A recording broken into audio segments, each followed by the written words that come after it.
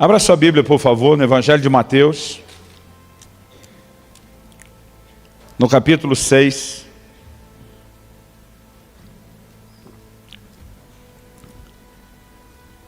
E nós vamos ler dos versículos 16 até o 18.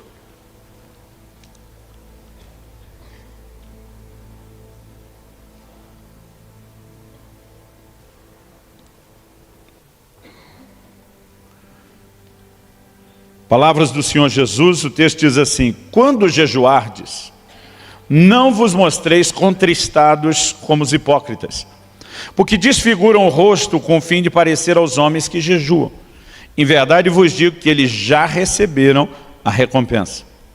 Tu, porém, quando jejuares, unge a cabeça, lava o rosto, com o fim de não parecer aos homens que jejuas, e sim ao teu Pai em secreto. E teu Pai, que vem em secreto, te recompensará. Eu quero, a partir desse texto, que a gente possa considerar algumas coisas no ensino do Senhor Jesus.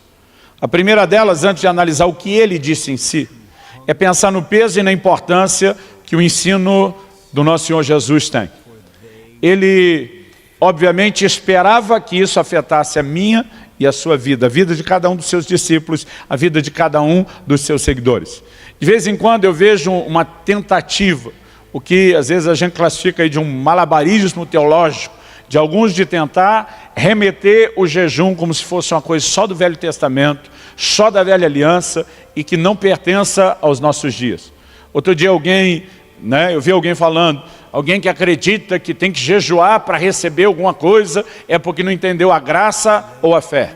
E eu fico me perguntando se uma pessoa que faz uma afirmação dessa é que entendeu a graça e a fé e outros elementos da vida cristã. Jesus nunca limitou esse assunto aos judeus dos seus dias. E vamos dar algumas razões. Em primeiro lugar, quando os discípulos foram abordados pelos discípulos de João Batista, por que a gente jejua, os seus discípulos não jejuam? Jesus diz, pode porventura jejuar enquanto o noivo está presente? Ele diz, dias virão em que o noivo será tirado e então jejuarão. Quem era o noivo que Jesus está falando? Ele mesmo. Quando é que Jesus seria tirado? Só depois da sua morte, ressurreição e ascensão ao céu. Então Jesus diz, dias virão depois disso que jejuarão. É lógico que Jesus sinalizou que isso era para esse tempo. Ele, por exemplo, disse aos seus apóstolos, vocês vão, façam discípulos de todas as nações, ensine-os a guardar tudo quanto eu vos tenho ordenado. Isso, inclusive, envolve as ordenanças a respeito do jejum. Então, não há margem, aliás, nós vamos olhar no livro de Atos, uma igreja que entendia e praticava o jejum. Não há margem para tentarmos excluir o jejum da prática cristã.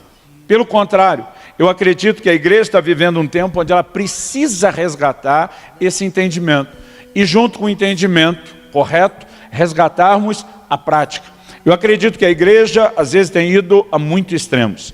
A palavra que Jesus usou, o verbo foi conjugado e traduzido aqui como jejuar, é a palavra grega nesteu. Ela significa basicamente abster-se de comida e bebida como preceito religioso. É lógico que um jejum, ele pode envolver algo mais do que comida.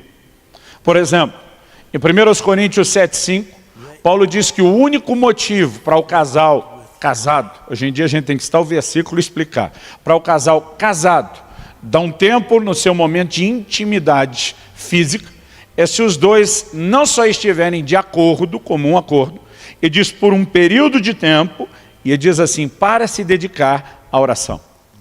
Então o que o texto nos mostra é que existem as abstinências de outras formas, não só de prazeres, mas de coisas legítimas, abençoadas por Deus, mas que para que a gente entre no lugar mais profundo de consagração, de dedicação ao Senhor, a gente coloca essas coisas lícitas, não erradas, a gente coloca elas de lado. O jejum é um deles. Mas nesse ensino aqui de Jesus, em Mateus 6, de 16 a 18, que é o texto que nós lemos, eu quero tirar 3 lições básicas daqui, e esses vão ser os tópicos da nossa construção, da ideia do nosso raciocínio. Primeiro, Jesus demonstrou claramente mostrar que ele esperava que nós jejuássemos. Segundo lugar, ele mostrou que existe uma forma certa e errada de fazer. Ele diz, não façam como os hipócritas. Vocês têm que fazer do jeito certo. Em terceiro lugar, depois de reconhecer a expectativa dele, e que é uma forma e um padrão correto para trabalharmos, eu quero te mostrar a importância de, para que a gente faça a forma correta, que a gente entenda os princípios. Então eu vou tentar, o propósito dessa mensagem hoje à noite é que ela traga mais luz no sentido de ensino, do que só ser uma mensagem que provoque a sua fé, embora estou orando e pedindo a Deus que a sua fé, até para corresponder com isso, também possa ser provocada. Vamos falar da expectativa divina, da expectativa do Senhor Jesus e de Deus de que nós jejuemos. O texto começa, no versículo 16 que nós lemos, com Jesus dizendo, quando jejuardes. Observe que ele não falou, se jejuardes.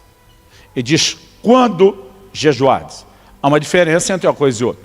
O se jejuardes, ele diz, ó, vai que rola um dia e te dá na telha de fazer, então seria bom você saber. Mas quando ele diz quando, ele está dizendo, eu espero que vocês façam isso. E quando chegar a hora, quando o noivo for tirado, quando chegar a hora de vocês praticarem, eu espero então que vocês façam da forma certa. Por que eu estou classificando isso como uma expectativa de Deus? Porque não há uma ordem bíblica, pelo menos não um imperativo bíblico a respeito do jejum. Por exemplo, nós temos ordens bíblicas e imperativos a respeito de vigiar, de orar. Né? A Bíblia diz vigiar e orar, e é um imperativo, não é uma opção. É um comando que nos foi dado. Mas você não vai achar na Bíblia um jejuai. Só havia um jejum obrigatório na época do Velho Testamento, que era o dia da expiação. Uma vez ao ano.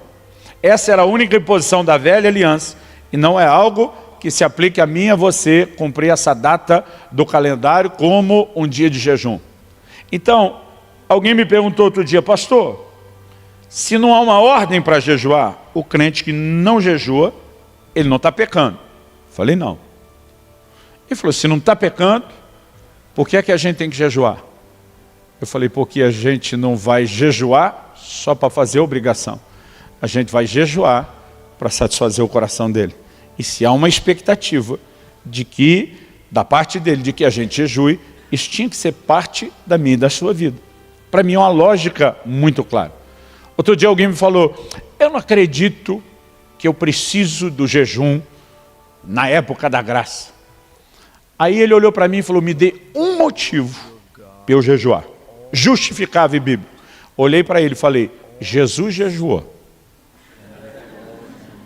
Jesus, que era Jesus, que não era você, cabeção, entendeu que o jejum era importante e necessário para ele. Você está acima dele. Pensa numa conversa que terminou assim, só com aquele barulho do grilo. Cri, cri, cri, no fundo.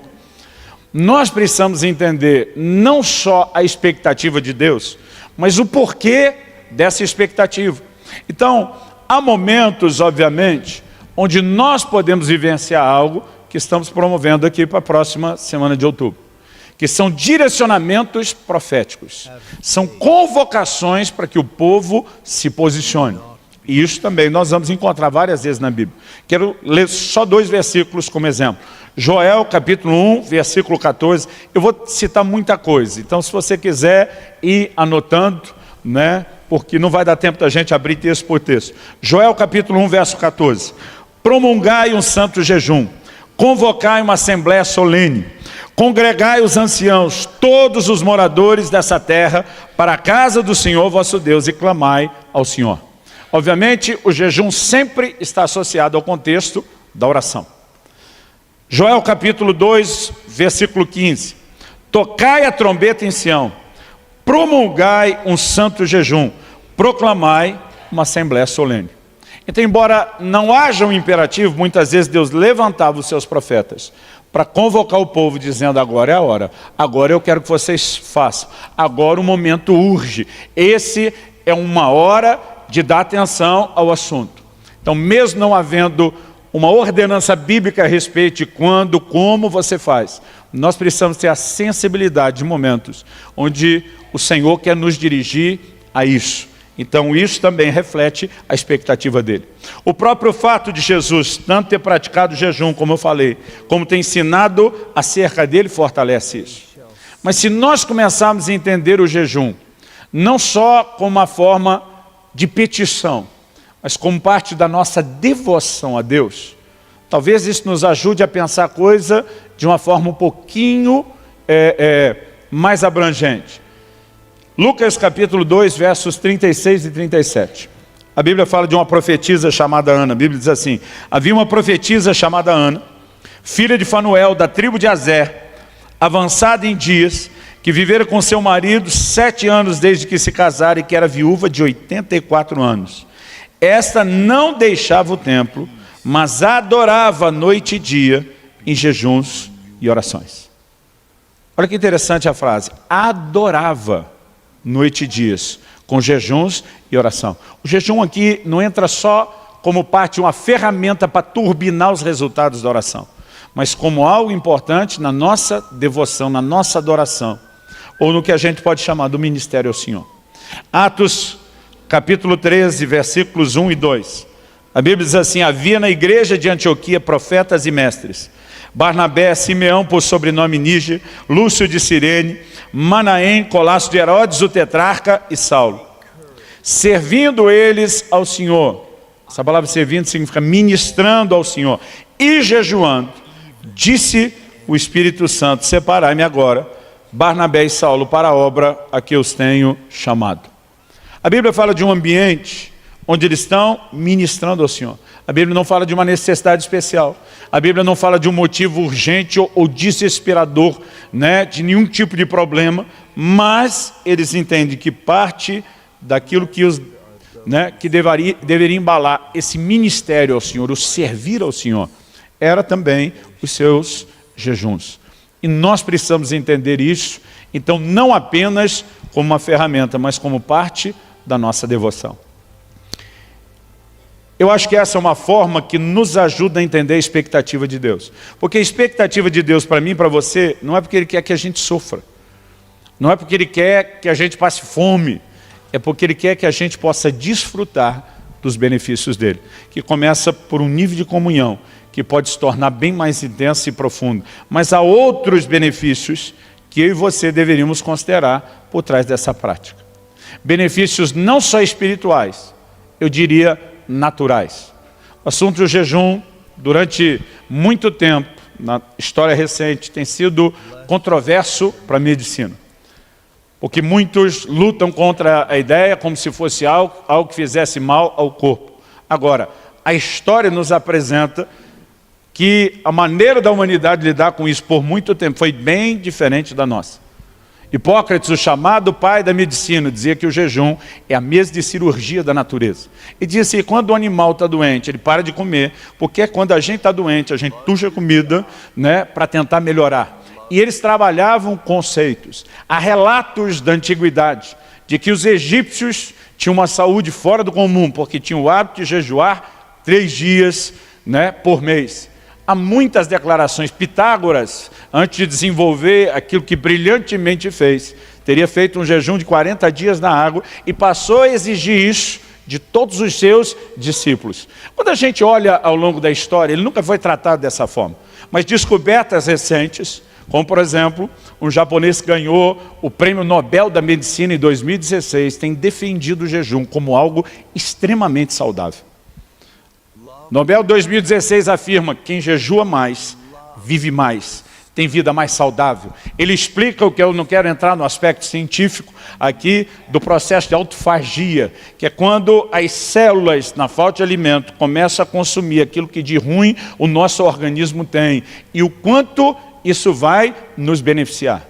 Há benefícios incríveis. Uma pessoa que jejua 1 dia por semana, ela dá uma pausa no seu sistema gástrico todo, ela consegue ter um descanso para o corpo, ela passa por um processo de limpeza e purificação. Se a gente olhar só os benefícios naturais, já seria algo que deveria empolgar a gente.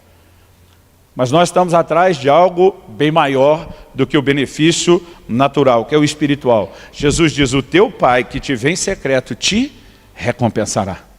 Tem uma recompensa que vem de Deus. Não é a recompensa que o hipócrita jejuando errado vai ter. O hipócrita vai ter o benefício natural, mas o espiritual é para quem realmente se conecta com Deus. E quando você começa a entender os benefícios, talvez dá para entender a expectativa de Deus. De um Deus está olhando para a gente e dizendo, eu quero trazer vocês para esse lugar do jejum, porque eu sei o que isso vai liberar, eu sei o que isso vai desatar na vida de vocês. Quem está entendendo, diga amém. Uma outra ocasião, um irmão falou para mim, falou, me dá um motivo para eu me empolgar a jejuar como se isso fosse me levar para um lugar melhor. Falei, Jesus diz em Marcos 9, 29, que há uma casta que não sai a não ser por meio de oração. Quando os discípulos fracassaram em libertar uma pessoa, Jesus diz, tem um nível que vocês ainda não alcançaram, porque vocês não descobriram o caminho para lá. Eu falei, as pessoas que jejuam vão alcançar e viver coisas em Deus que os que não jejuam talvez não vão ter acesso. Você acha que é um bom motivo? Eu acho que é um bom motivo.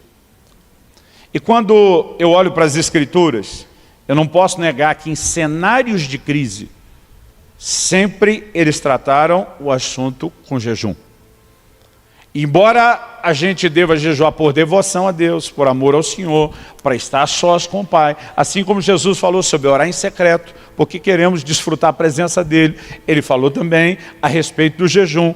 Embora esse seja talvez o foco principal que deveria nos mover, é inegável que cenários de crise, crise pessoal, crise coletiva ou social de uma nação, sempre ao longo das Escrituras foram enfrentados com jejum.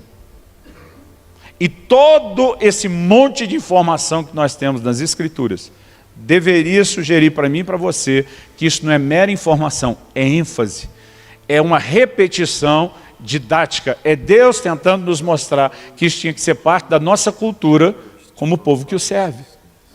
Então, por exemplo, vamos falar de um aspecto individual, de crise. Salmo 35, 13.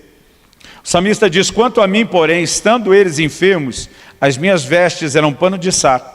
Eu afligia minha alma com jejum, em oração me reclinava sobre o peito. Quando você vai ver o contexto todo do que ele está falando, é quando ele estava precisando, eu lutei por eles. Agora ele vai dizer, agora que eu estou precisando, eles me abandonaram. Mas no contexto, na hora de fazer a analogia, ele diz como ele lutava pelos seus amigos. Estavam enfermos, era um momento de crise, era problema. Eu jejuava por eles. Isso mostra uma mentalidade com a qual eles viviam enfrentando as crises.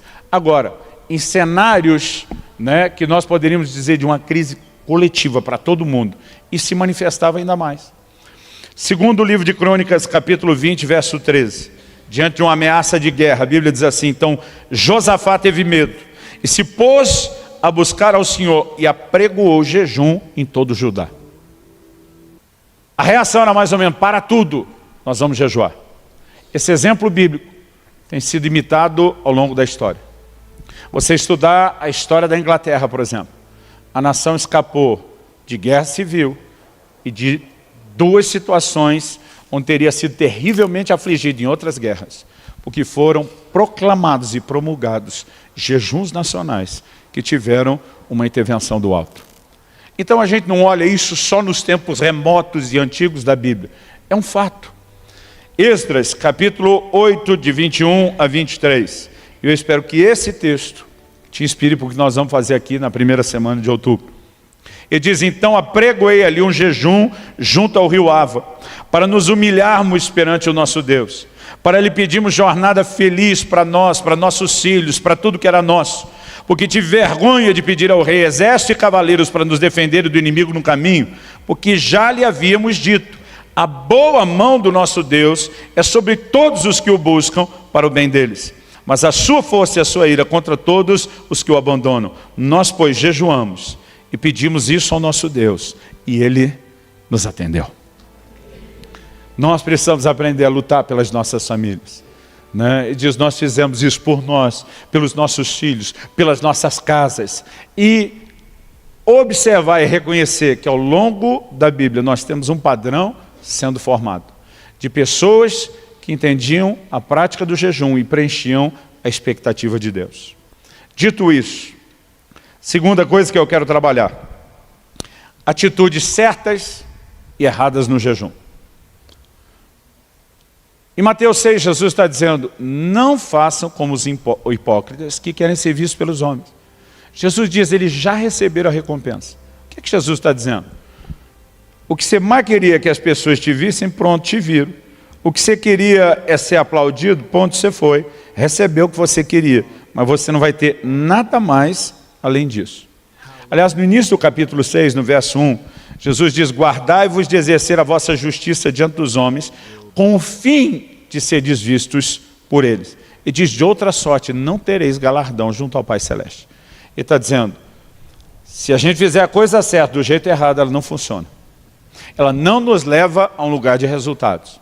Então nós precisamos entender que, embora jejuar seja a coisa certa, seja a expectativa de Deus, a expectativa dele também envolve que a gente entenda como fazer a coisa certa do jeito certo. Mas nós, como igreja, temos tendência de ir a extremos. A gente olha alguns que erraram em algumas coisas e parece que a gente quer desassociar totalmente até do que de certo aquelas pessoas que erraram faziam. Por exemplo, em Lucas, no capítulo 18, no versículo 12, Jesus fala de um fariseu que sobe no templo, começa a bater no peito, se orgulhar, dizendo, eu jejuo 2 vezes por semana. Pergunta, era errado jejuar 2 vezes por semana? Jesus nunca falou isso. Errado era ficar se orgulhando disso, ou como diria no interior, se metidando. Errado era a atitude e não a prática. E para você ter uma ideia como a igreja teve o bom senso de separar as coisas, a Didaquê, que é uma das literaturas, tirando obviamente o texto bíblico e sagrado mais antigo da história da igreja, é considerado o mais antigo catecismo cristão escrito, registrado, orientava os cristãos a também jejuarem 2 vezes por semana, mas de preferência evitarem o dia em que os religiosos ou os hipócritas faziam isso, só para não ser associado com eles. Mas eles tinham a capacidade e o bom senso de dizer, a gente consegue segurar os mesmos 2 dias por semana, mas nós não vamos agir como eles agiam. O problema é que muitas vezes a gente acaba indo a extremo. Tem gente, né, até porque ao longo dos séculos, a igreja romana acabou transformando o jejum no mero ritual, numa imposição coletiva, em datas específicas, na ideia de penitência, que não tem nada a ver com o que nós vamos ensinar aqui. Parece que, de alguma forma, os cristãos reformados disseram, vamos deixar esse negócio tudo de lado. E tem gente jogando, junto com a água suja da banheira, o bebê. Jogando fora, o que não precisava. Deus nunca quis que a gente descartasse o jejum. Ele só quis que a gente fizesse de forma correta. Então vamos entender alguns princípios básicos. Qual é a razão primária do jejum? Todo dia o irmão falou para mim, pastor, eu vou dizer para o senhor, eu não gosto de jejuar não, porque eu passo fome. Eu olhei para ele e falei, sério? E eu falei, e a ideia não era essa mesmo? Qual o propósito do jejum quando você nega não só o alimento, o sustento, mas o prazer à sua carne? É a ideia de mortificação da carne, o que é pregado nas Escrituras.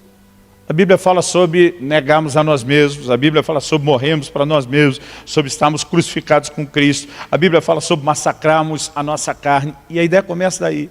Então, irmão, não tem como você pensar num massacre que te faça se sentir bem. Agora, é lógico que pessoas que têm uma dieta mais saudável ou que se preparam para um jejum vão sofrer menos. Porque boa parte do sofrimento do jejum é a desintoxicação que a gente passa de uma má alimentação que a gente tem, principalmente em épocas de comida industrializada. Pastor Francisco, desde que eu conheço ele, tem o mesmo peso, a mesma dieta, né? Firme, rigorosa. Eu perguntei para ele, Francisco, quando você decide entrar para o jejum, anos atrás, você tem dor de cabeça? Ele falou, não. Eu falei, não acredito.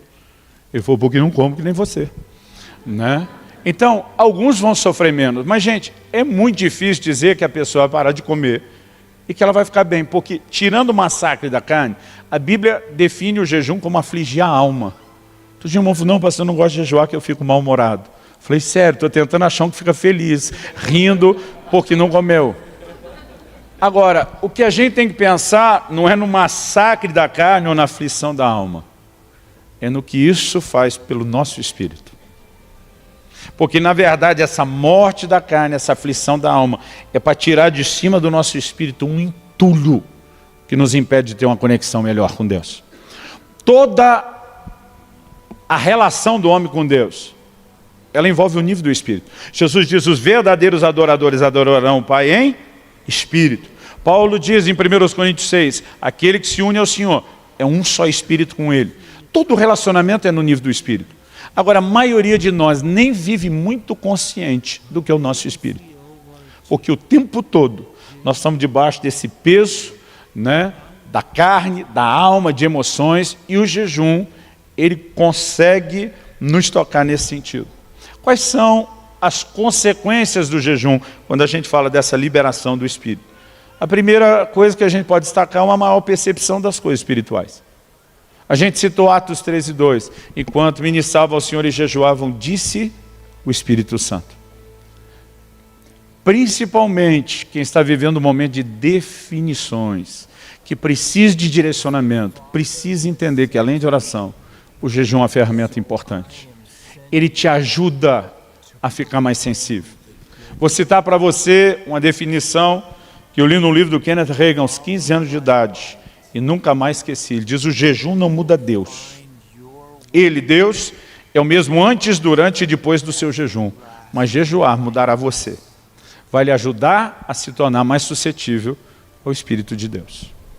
Então, o benefício de como isso fortalece não só a nossa comunhão, ou como isso te torna mais consciente de algumas coisas. Uma vez uma pessoa falou para mim assim, pastor, o jejum dá autoridade para a gente. Falei, discordo. Jesus deu autoridade para a gente no nome dele. Isso não tem nada a ver com o jejum. Ah, mas Jesus falou que tem uma casta que não sai a não ser com o jejum. Falei, porque o jejum te torna mais consciente da autoridade que você tem para usá-la.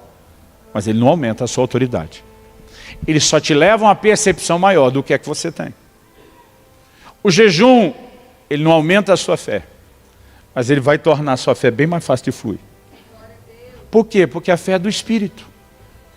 E quando eu e você começamos a jejuar, parece que aquele entulho da carne e da alma que está sufocando a gente, começa a sair a capacidade de você exercer e liberar a sua fé para coisas maiores e impressionantes. Eu não estou citando isso em pé de comparação com as Escrituras, mas só nível histórico, para você entender. A Didaquê, aquele documento que eu mencionei, instruía que o novo convertido que fosse batizado deveria jejuar pelo menos 2 dias antes do batismo. Você olha o livro de Atos, na hora de ordenar e estabelecer ministros, jejum. O tempo todo eles tinham a prática de jejum. Mas a gente olha para a vida dos crentes da atualidade e raramente alguém jejua, a não ser numa situação de muito desespero. E nós precisamos resgatar isso. Jesus, quando falou dos discípulos que não puderam expulsar aquele demônio, o primeiro desabafo dele, falou, ô geração incrédula, até quando vos sofrerei? Então, o primeiro desabafo de Jesus mostra que o problema era o quê? Incredulidade, falta de fé. Mas depois ele diz, mas essa casta não sai a não ser por jejum. Às vezes eu lia e dizia, Jesus, se decide. O problema é incredulidade ou falta de jejum? O que resolve a fé ou é o jejum? É que na verdade os dois se mesclam. O jejum tem o poder de tirar aquele entulho do seu espírito que está impedindo a sua fé de se manifestar. Então você se torna consciente, não só da sua autoridade, mas você entra num lugar de ter a capacidade de fluir melhor no exercício da sua fé. Quem está entendendo, diga bem. O jejum não tem nada a ver com mérito. Às vezes eu vejo pregadores dizendo que tem que pagar o preço. Eu entendo que parte do que está dizendo é verdadeiro. E parte disso é difícil a gente tratar de forma absoluta. Por quê? No reino espiritual, a gente não recebe as coisas porque fez por merecer. A gente recebe quando entende a maneira de, pela fé, nos apropriar daquilo que é da graça. E o jejum vai nos ajudar a exercer a fé. Mas, do outro lado da balança, tem os dois lados da moeda. Eu não gosto de tentar transmitir tudo única e exclusivamente como se fosse responsabilidade da fé. Porque a Bíblia mostra coisas que eu e você vamos alcançar e não vamos alcançar só com fé. Por exemplo, a Bíblia diz que nós temos que nos tornar imitadores daqueles que pela fé e perseverança herdam as promessas. você não vai herdar a promessa só com fé. Algumas coisas envolvem, e perseverança aqui fala da sua dedicação. Nós precisamos entender o que é a nossa doação, como uma expressão e não uma substituição da nossa fé. Se são aquelas obras que Tiago falou que expressam a fé que nós já temos, ótimo. E precisamos entender o quê? Lei de semeadura e ceifa. Quem planta, colhe. Paulo escreveu e diz que o que semeia pouco vai colher o quê? Pouco. Mas o que semeia muito vai colher muito. Quem decide o tamanho da sua colheita? Não é Deus que forma sozinho, e nem só a sua fé. É a sua decisão do quanto plantar. E algumas coisas que são nossa responsabilidade que a gente não pode se omitir. Eu creio que esse lugar do jejum não substitui a fé, mas ele se associa à fé, dizendo, eu vou plantar, pagar o preço no sentido da perseverança, da doação, da entrega, e não da substituição da fé. Ok, dá para a gente entender. O que a gente não pode é tentar imaginar a perspectiva de médio. Outra coisa que o jejum não é, ele não é mágico, ele não é uma varinha de condão. Todo dia um irmão falou para mim, eu creio no poder do jejum, da oração. Eu falei, eu não. Ele, que isso, pastor? O senhor mesmo que me instigou, me inspirou a jejuar? Falei, isso não significa que eu creio no poder do jejum. Que ele ficou me olhando e falou, mas se você não crê no poder do jejum, o que você faz? Eu falei, o problema é que você está fazendo do jejum a fonte que resolve os seus problemas, ele não é. Falei, deixa eu te explicar uma coisa. Um dia desse precisei de ajuda médica. Estava em viagem, liguei para o médico à distância, descrevi o meu quadro, o que eu estava passando, ele com todo o conhecimento que tem, me prescreveu exatamente desde o que eu deveria medicar e o que eu deveria fazer. Eu dei atenção ao que ele fez e o negócio resolveu rapidinho. Agora, por causa disso, eu vou sair falando do poder do telefone ou do telefonema? Foi o telefone que resolveu o meu problema? Não foi. O telefone era a minha conexão com quem tinha o que eu precisava para resolver o meu problema. Dá para entender a diferença? O jejum, irmão, é o telefonema, a oração é o telefonema. O poder não é do jejum, da oração. O poder é de Deus. E se nós não conectarmos com Deus, o jejum pode ser só greve de fome. Porque tem gente jejuando sem ter resultado. Se o poder fosse do jejum, qualquer jejum daria resultado. E deixa eu te mostrar isso na Bíblia, Isaías 58. Se você for rápido de endereço, corre comigo lá, que vale a pena a gente ler junto. Isaías capítulo 58. A partir do versículo 3. A nação está perguntando, por que jejuamos nós e tu não atentas para isso? Então tem jejum que Deus não presta atenção, de acordo com o texto, sim. Porque afligimos a nossa alma e tu não levas em conta. Tem jejum que Deus não leva em conta, de acordo com o texto, sim. Eis que no dia em que jejuais, cuidais dos vossos próprios interesses, exigir que se faça todo o vosso trabalho. Eis que jejuais para contendas e rixas, para feridos com punho iníquo. Jejuando assim como hoje, não se fará ouvir a vossa voz no alto. Tem jejum que não leva a lugar nenhum. Espiritualmente falando, pelo menos não. Então o poder não é do jejum. Mas se nós permitirmos que ele seja a conexão com a nossa fonte, isso vai fazer toda a diferença. Quem está entendendo? Agora, nos versículos 6 em diante, o Senhor diz, porventura não é esse o jejum que escolhi, que solte as ligaduras da impiedade, que desfaça as ataduras da servidão, deixes livres os oprimidos, despedace todo o jugo. Porventura não é também que repartas o teu pão com o faminto, e recolhas em casa os pobres desabrigados, e se vires o nu, cubras, e não te esconda do teu semelhante? Então, a partir disso, a atitude correta, então romperá a tua luz como a alva, a tua cura brotará sem detença, a tua justiça irá diante de ti, e a glória do Senhor será a tua retaguarda. Então clamarás, e o Senhor te responderá, gritarás por socorro, e Ele te dirá, eis-me aqui. Então, se nós entendemos uma forma correta e levarmos isso, nos conectar com Ele, é inevitável que nós vamos ter respostas. É inevitável que nós vamos viver intervenções da parte de Deus. Quem está entendendo, diga amém. Eu falei que nós precisamos ser sensíveis a momentos que Deus nos dirige. Quando Kelly estava grávida do Israel, nosso primogênito, e foi chegando a hora do parto, um dia eu estava orando, o Espírito Santo disse, jejua, porque você vai travar uma grande batalha na hora do parto. Ou seja, ele sabe que vai ter a batalha. Se ele já está sinalizando que ele quer que eu vença a batalha, ele não podia fazer isso sozinho? Ele tinha que me mandar jejuar. Porque ele quer que a gente coopere com ele. Ele quer que a gente entre no lugar de exercer fé. Ele quer que a gente aprenda a lutar por aquilo que precisamos. E eu lembro que na hora que me veio aquele comando, no meio do dia onde eu estava, eu parei imediatamente de comer. E não sabia por quanto tempo ficaria. Terminei o primeiro dia e senti de Deus que não deveria parar. Continuei o segundo dia, no final do segundo dia entendi que não deveria parar. Terceiro dia, e assim foi. Só quando eu cheguei no final do sexto dia, houve dentro de mim um testemunho de vitória. Uma sensação, cheguei lá, e foi esse o dia que eu parei de jejuar. E o que nós vivemos na hora do parto foi de fato um grande problema, mas vivemos também um grande milagre. Eu fico me perguntando, se tivesse feito uma escolha naquela hora de não seguir a direção do Espírito Santo, quanto isso teria me custado? Nós precisamos perceber que Deus quer nos levar a um lugar onde a gente possa viver algo maior, mais intenso, mais profundo. Por favor, diga amém. Então, entendendo a forma certa que é nos conectar com Ele, para terminar aqui, eu quero só tentar trazer orientações práticas agora, não só sobre motivação, mas práticas de como deve ser o jejum. Primeira pergunta que muita gente me faz: podemos comentar que estamos jejuando? Às vezes eu respondo, a questão não é se pode, é precisa? Há alguma necessidade?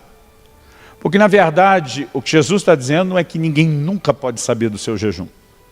Se você olhar na Bíblia que tinha jejuns coletivos, dias específicos, convocações, todo mundo sabia que todo mundo estava fazendo jejum.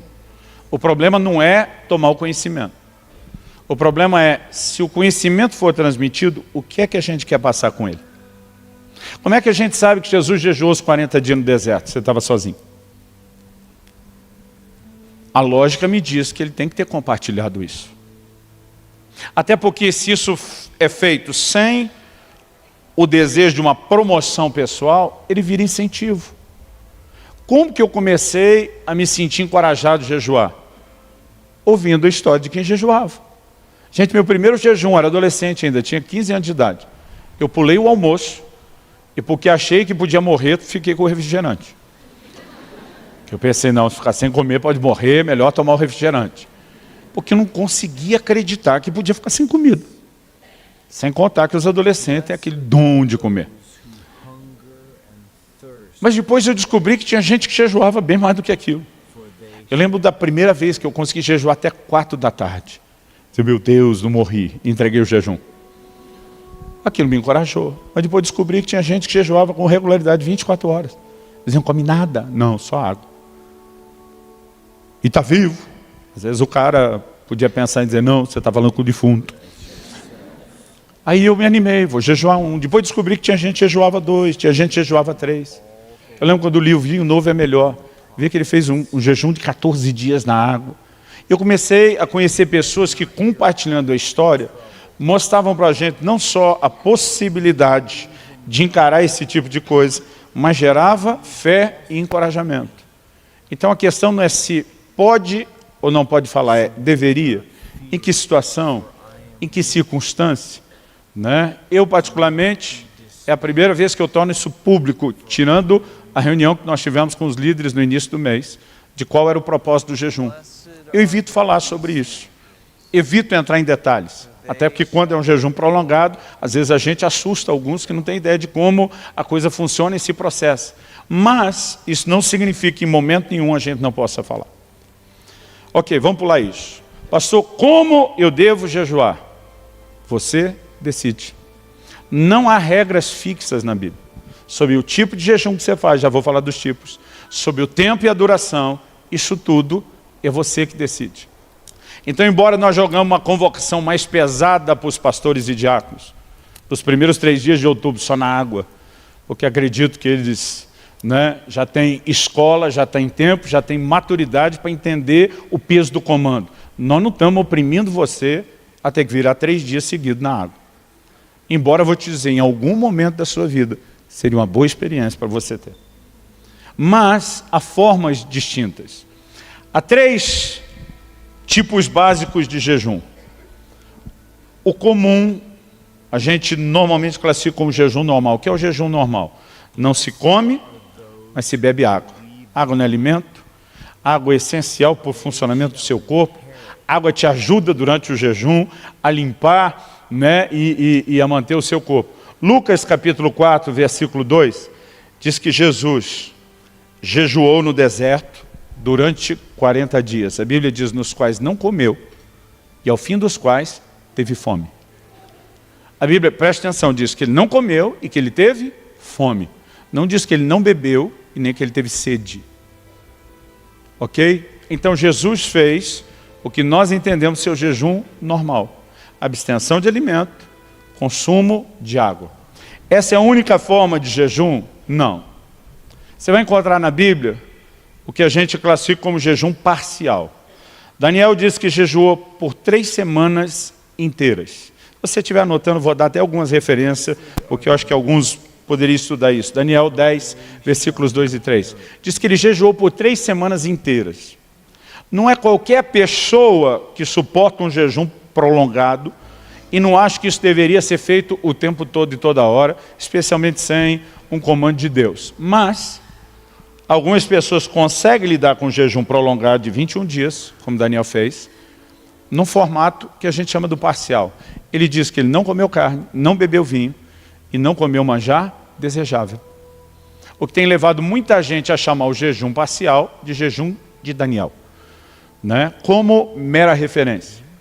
Em Daniel, no capítulo 1, nós temos uma outra situação diferente desse jejum, onde ele fala para o capitão da guarda da Babilônia: teste a gente, nós não queremos comer as comidas do rei. Tinha muita coisa proibida para os judeus. Ele diz: testa a gente na água e nos legumes durante um prazo. Se no final você vê que nós estamos melhor de saúde do que eles, você deixa a gente continuar comendo isso.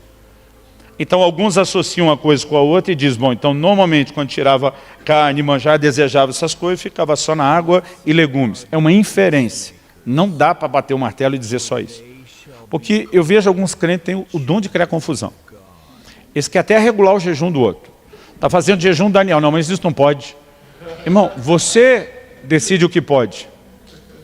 Outro dia eu falei com um, né? Você está fazendo o jejum, tá? E está comendo essa batata frita. Falei: pastor, legumes. Eu falei: não entraria no manjar desejável isso? Falei: pastor, eu classificaria as coisas essenciais da sobrevivência. Agora, irmão, a gente não pode ficar controlando o jejum do outro. Há sugestões. Se você fizesse um jejum de 21 dias nos legumes, além de ter força, ânimo, pique para continuar trabalhando, vai fazer um bem extraordinário para o seu corpo. Mas é você que decide. E nós temos na Bíblia o jejum total. O que é o jejum total? Absoluto. Nem comida, nem água. Os 2 maiores períodos que nós temos, um exemplo no Velho Testamento, no livro de Esther, e um no Novo Testamento, quando Paulo se converte. São 3 dias sem comer nem beber. Não é recomendável que se faça mais do que 3 dias, sem água. E pensa num negócio punk, pesado. Porque sem a água para limpeza, o processo de desintoxicação do corpo é ainda mais dolorido, é ainda mais incômodo, mas a Bíblia fala de situações. Um por causa de um impacto de uma experiência, outros numa situação de calamidade nacional, de iminência de tragédia para a nação, fizeram um jejum que eles consideravam ser o mais absoluto e intenso. Fora isso, a Bíblia só fala de 2 pessoas, Moisés e Elias. Moisés, a Bíblia diz, durante 40 dias não comeu nem bebeu, lá no alto do Sinai. Mas ele está num ambiente envolvido pela glória, completamente distinto do dia a dia. E a Bíblia diz que Elias caminhou 40 dias com a força de um alimento espiritual que o anjo lhe deu. E, embora não seja claro a respeito disso, alguns subentendem, andando 40 dias no deserto, né, pode ser que ele não tenha bebido, mas o padrão, né, é que ninguém passa dos 3 dias, e eu não recomendo isso para ninguém. Agora, falando em recomendar, se você tem alguma situação de saúde que merece atenção, está sendo medicado, não faça nada sem liberação médica. Eu passei alguns anos não autorizado pelos médicos a fazer jejuns prolongados. E estou vivendo uma fase onde os médicos, com todos os exames, estão dizendo que você está na melhor fase da sua vida, em termos de saúde e condição de poder jejuar.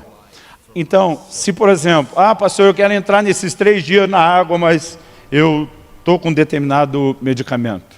Não seja irresponsável, ok? De repente você pode fazer algo parcial, preserva isso, converse, né? Consulte, pergunte o que você pode fazer, embora nada te impeça de fazer, por exemplo, um jejum parcial desse, com a dieta que é muito mais saudável do que esse monte de veneno que a gente costuma se entupir todo dia. Tem mais gente morrendo no mundo pelo excesso de comida do que pela falta dela, acredite nisso. Então, né, se você não for para ficar só na água, eu acredito que isso não deve mexer ou alterar tanto, mas se você tem uma situação específica, procure acompanhamento. Duração.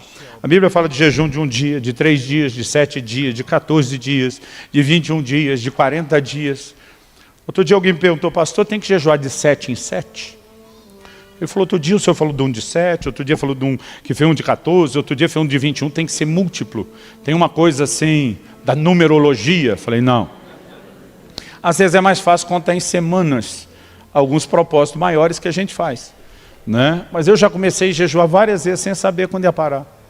E de repente parei no 4º dia, senti deu, né? Já comecei a jejuar pensando que era um dia e aquilo foi continuando. Não tem uma quantidade, você decide. O que nós estamos fazendo dessa convocação dos 3 dias é algo parecido com o que aconteceu nos dias de Esther. Queremos uma intervenção de Deus, queremos uma mobilização. Você não pode fazer só na água, faça parcial. Pastor, não dá para mim fazer os 3 dias. Ok, não espera chegar outubro. Tenta dar pelo menos esses 3 dias antes. De repente você faz um jejum de 24 horas, encerra à noite. No outro dia faz de novo, encerra à noite. Agora, tudo depende do seu tipo de trabalho, né? Se você tem um trabalho braçal que exige de você energia, talvez seja melhor antecipar o jejum para o fim de semana, em vez de deixar para segunda, terça e quarta. Mas a decisão é sua. Agora, nós precisamos entender que, de uma forma geral, eu não perguntaria por que praticar o jejum, por que jejuar. Eu faria a pergunta inversa, por que não praticar, depois de tudo que você ouviu? Por que deixá-lo de fora da prática da nossa vida? E quando a gente vai fazendo, nós vamos descobrindo aos poucos. Eu fui descobrindo alguns limites do meu corpo, eu fui descobrindo... E, gente, eu posso contar aqui... outro dia, quando eu preguei a mensagem do Até que Nada Mais Importa, que eu falei daqueles 21 dias na água, alguém falou, pastor, eu queria ser que nem o senhor, eu começo a jejuar, não aguento, eu desisto. Eu falei, você acha que isso nunca aconteceu comigo? Eu falei, já dei de comer porque não aguentei, até comer porque esqueci. Eu lembro de um dia assim, a decepção, eu estava no meio da tarde, comi uma banana. Quando eu estava terminando de comer a banana, lembrei que estava de jejum. Falei, já era, né? Eu lembro de uma ocasião que eu reuni um grupo de pastores e líderes, morava em Guarapuava na época, e nós decidimos nos trancar 3 dias na chácara. Os primeiros 2 dias a gente segurou bem. E o duro que a gente tinha uma mania besta, homem quando junta tem uma mania de ficar provocando um ao outro. Então, no segundo dia, aquele pior dia da desintoxicação, que está todo mundo mal-humorado, doido para fugir, comer, a gente já está trancado, longe para não acontecer isso. Aí começou a brincadeira, não dizia, imagina agora uma lasanha bolonhesa. Daqui a pouco vinha outro, imagina um frango assado. Imagina uma pizza, né, de 4 queijos. A turma chegava a ter visão. Aquela brincadeira foi indo ao longo do dia.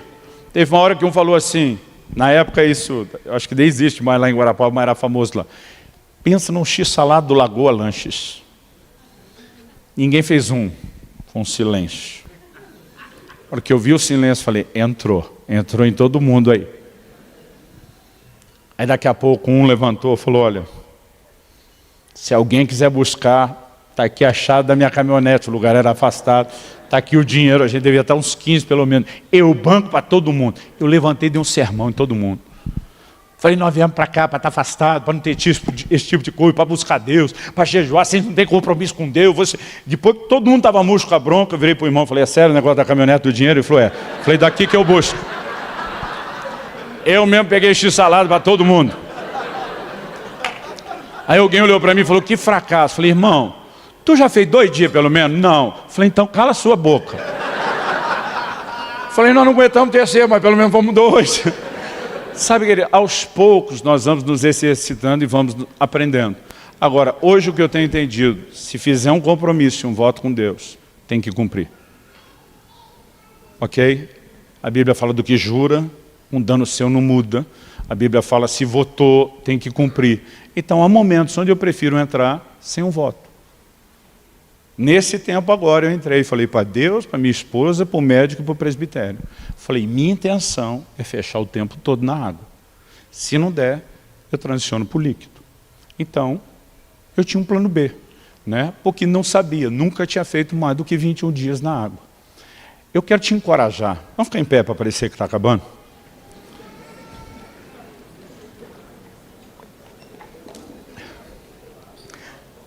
Se você nunca fez, não começa a tentar virar o campeão do jejum da noite para o dia.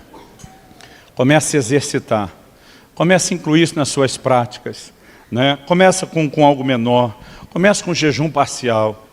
Mas eu gostaria que você entendesse o peso e a importância dessa convocação. E que a gente não pare só nessa de outubro. Não, pastor, entendi a mensagem, a GG em outubro, por esse ano deu. Não, eu espero que isso possa se tornar parte de um estilo de vida que nos ajude a entrar não só na plenitude dessa nova estação que Deus tem para nós, mas a usufruir de uma forma geral no dia a dia, muito mais daquilo que Ele tem. Você recebe esse encorajamento em nome de Jesus? Eu gostaria que você fechasse seus olhos, que você pudesse orar e dizer, Senhor, eu quero absorver, eu quero entender o ensino bíblico sobre jejum. Eu acho que esse assunto merece um curso inteiro, um livro inteiro. A gente está tentando de forma resumida, breve, te dar o básico. Mas eu não consigo imaginar como a gente aceita a ideia de uma vida cristã que não tenha as marcas do jejum. Eu quero que você possa orar e dizer, Senhor, eu quero entender, eu quero corresponder com a tua expectativa. A expectativa dele não é porque ele quer oprimir você. Ele quer que você viva os benefícios. Ele quer que você experimente o resultado. Para que a glória dele seja a tua retaguarda. Para que você clame e ele te responda e diga, eis-me aqui. Espírito Santo, só o Senhor pode nos ajudar a entrar nesse lugar de uma fome tão maior pelo Senhor, que chegamos ao ponto de desprezar o que é essencial à sobrevivência, o que é tão prazeroso ao paladar. Nós queremos viver nesse lugar, onde o nosso jejum reflita a fome de Deus. Não só o desespero por uma intervenção específica, não só a expressão de fé de quem precisa de um problema resolvido, mas a expressão de um coração que quer conectar cada vez mais com o Senhor, que quer entrar em lugares que ainda não entramos antes, que quer viver uma nova dimensão. Abra os nossos olhos. Nossa mente foi tão programada, não apenas pela cultura, pela nossa própria carnalidade, a lutar contra o jejum. Nosso instinto de sobrevivência nos coloca na contramão de tudo isso. E muitas vezes mudar a forma de pensar e as nossas práticas, elas requerem algo que só a tua palavra e o teu Espírito pode fazer dentro de cada um de nós. Nós nos recusamos saber que estamos tão próximos de viver algo novo nessa nova estação e não lutar por isso. E não nos entregar mais ao Senhor. Vem sobre nós. Desperta algo em nós. Quebra essa forma errada de pensar. O peso e influência mundana e não do que um filho da luz deveria ter.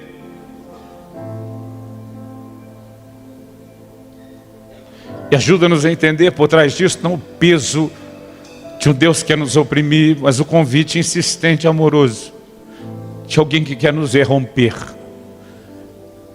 que quer ver a gente experimentando mais daquilo que o Senhor tem.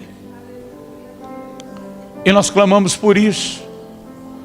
Nós clamamos por isso em nome de Jesus. Nós clamamos por mais do Senhor na vida de cada um dos nossos irmãos e irmãs aqui. Por mais do Senhor nas nossas casas e nas nossas famílias. Por mais do Senhor para vivermos plenamente o Teu propósito.